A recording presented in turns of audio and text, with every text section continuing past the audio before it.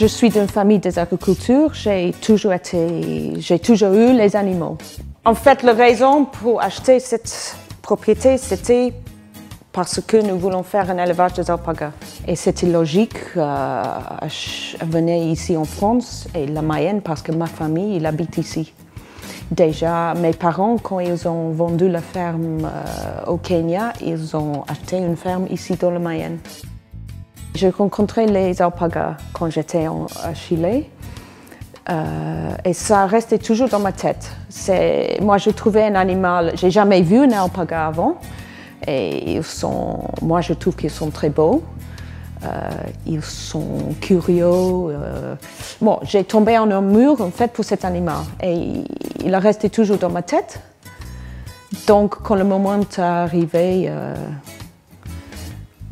pour faire quelque chose, j'ai dit à mon mari, bon, peut-être un élevage alpaga. Et mon grand surpris, il dit oui, pourquoi pas. Au début, nous avons eu 9 alpagas. C'était 8 femelles et un mâle. Bon, et aujourd'hui, nous avons une 60aine.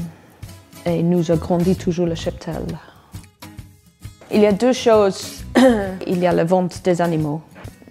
Les animaux que nous vendons, ils sont vendus, la plupart, ils partent aux particuliers, donc comme animal de compagnie. Ou il y a qui partent aux autres éleveurs avec le but de reproduction ou la laine. Donc, le moins cher, c'est un jeune mâle, 850 € TTC. Et les femelles sont plus chères. On parle d'une jeune femelle qui n'est pas gestante, on parle 2 à 3 000. Si vous avez un animal, par exemple, un très bon reproducteur qui est pour la reproduction, pour un éleveur, on peut parler de 10 000. C'est un peu comme les chevaux, mais bon, la plupart sont entre le 850 et les 3 000. Et la autre partie de l'entreprise, c'est la laine. Nous tendons les alpagas. Après, c'est nécessaire, ça s'appelle trier la laine. Donc, on trie en différentes qualités de laine. Première, deuxième et troisième qualité de laine. En fait, c'est la finesse, l'épaisseur de la fibre.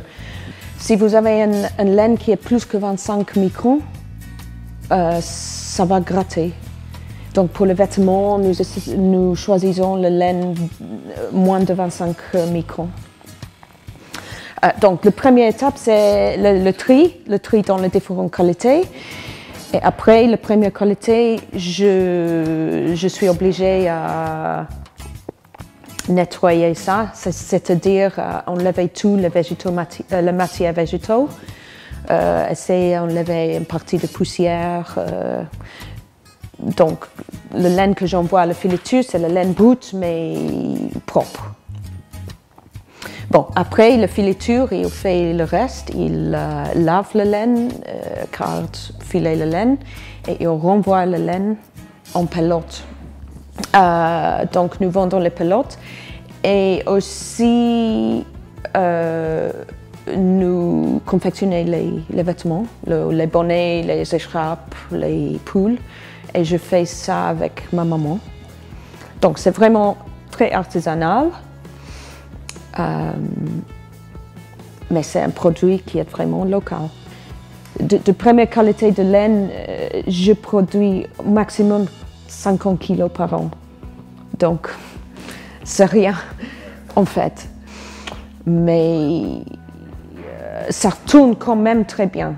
Nous arrivons à doubler l'investissement. Le vrai but, c'est la laine, c'est la production. Nous essayons toujours d'améliorer notre troupeau au niveau de la laine. Nous sommes très contentes avec notre petite île en fait ici parce que nous sommes assez tranquilles ici. Nous sommes vraiment privilégiés, oui, c'est ça. Et nous sommes contentes, oui.